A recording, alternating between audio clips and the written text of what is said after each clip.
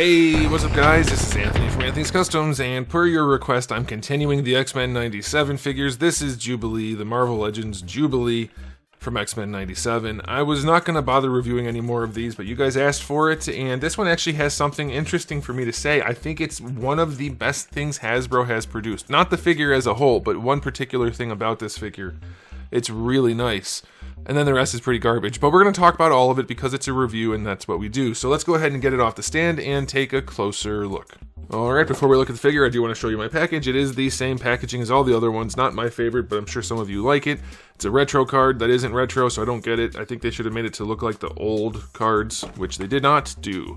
There's the other figures. I haven't reviewed this one. Should I? Do I really need to? Let me know if I need to, guys. I would rather not, but if you want me to, I will because it's the last one. There's this figure where it looks much better than the actual figure. Here's some of the artwork that's probably not directly from the cartoon, but close enough. Does the figure match it? Other than what Hasbro normally does to make weird bodies, it matches reasonably well, so that's a good thing. But then there's this. So that's what we're going to talk about first. The question of the day: which outfit do you prefer? The true 90s look with the pink shirt and the blue jean shorts, or this solid black weird spandex biker suit thing? What do you prefer? For me, it's certainly not this. Didn't this get introduced way later for the character? Why are they using it in this show? Maybe they have a reason, but for me, that look is the look. The pink shirt, that's the one for Jubilee. That's the one I want. Also, they have the bubble gum. Like, they've made good figures of her, and they went back to this. So it's weird, but we're going to review it. So, let's do that. It is in stock at Big Bad Toy Store. I highly doubt it's sold out, but I could be wrong. I'll put a link in the description below if you want to get it, but I'm telling you right now, you probably don't. But maybe you do because the accessories are cool, but probably not. Alright, so 15 centimeters to the top of the head, not counting a little bit of hair flip. It's going to be about 5 7/8, roughly. Here she is up against Darwin. So she's got a little bit of size to her. And the first thing I want to do is just talk about the way this figure looks. And it's hard to do because, well, we have this transparent yellow trench coat that's hard to film. And then we have black PVC, which is also hard. So hopefully you guys can see what we're showing you here. Hopefully. Her body is really weirdly shaped. She's not supposed to be a full-grown adult, and she's smaller than a full-grown adult, but her body is shaped like a weird, skinny, tubular version of a full-grown adult rather than a teenager. But also it's not shaped like a human at all. Like her torso and chest, she has no rib cage. It's really, really weird looking, and a lot of these parts look like they're reused, or maybe just new pinless versions of old parts. It's strange looking. Now, if you keep her jacket closed, you can't really tell, but she's got really, really weird proportions in terms of arm length, leg length, torso length. The whole thing's weird. Head size. It's very strange. If you're going to ignore all of that, though, we still have some other things to talk about. Her outfit on the inside, the black they don't match. So this is PVC, this is hard plastic, and this is matte finish, this is glossy. The zipper just stops right there, which I guess makes enough sense, although on the artwork it goes all the way down. So there's that. The paintwork for the purple collar is fine, but it's not particularly good. We'll get to the face in a second. The yellow jacket, I get that they were going for like a raincoat type look, or at least I assume they were because it's glossy. But the arms don't match the jacket. It's very different yellow. I don't know if you're going to be able to see that on camera. I know that's an issue. But these are a lot more saturated than this. And this is semi-transparent.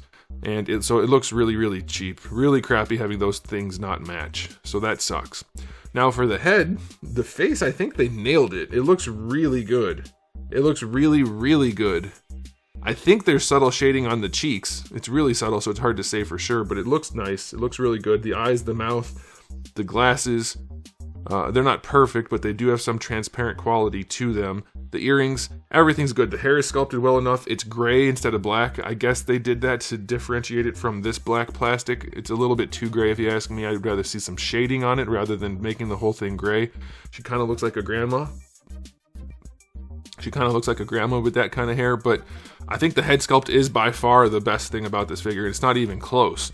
It's really nice. And then we have some accessories that are cool, but the figure itself looks pretty trash if you ask me, because the jacket hides the whole body, which doesn't look good in the first place, and then the jacket doesn't look good because the arms don't match.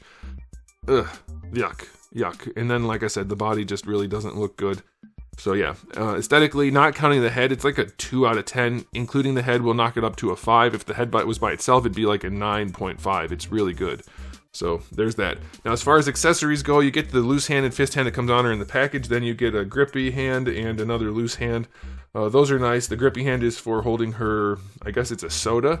That's really nicely done. They put more effort into the soda than I would have expected. And so that's pretty darn good. I like that.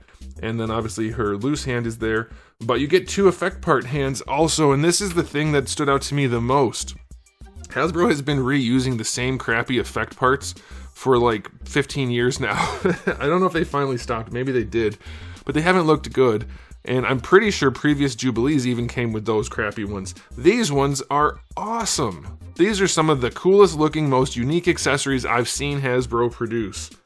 Something like this Bandai could learn from, because they make Dragon Ball figures, and Dragon Ball figures are full of effect parts in the source material, or Dragon Ball characters are. Why don't we get this kind of stuff from Bandai? If Hasbro can do it sometimes, Bandai surely can, and they almost never do, but I'd like to see more of this. More of the superheroes using their superpowers in the action figures, whether it's anime, whether it's comics, whatever it is. Hasbro needs to do more stuff like this. Bandai needs to, everybody needs to. We're talking about superheroes here, and most of them can't really demonstrate their powers in action figure form. This is awesome. Is it like the fanciest thing in the world? No. Is the paint job super detailed? No. It's definitely good enough. We've got the purple, the blue, and the yellow, and then the hands on there actually look decent. They don't look like Storm, where her fingers look like she had some kind of virus or something. This looks really nice. I love these effect parts. This is enough to sell the figure, honestly. Even if you don't want this figure, buy these and put them on the other Jubilee that came out with the pink outfit and the bubble gum and everything. Just paint the hands. Wonderful, wonderful, exceptional accessory. I love it. So accessory-wise, 9 out of 10. Everything else is mediocre, but these are freaking cool.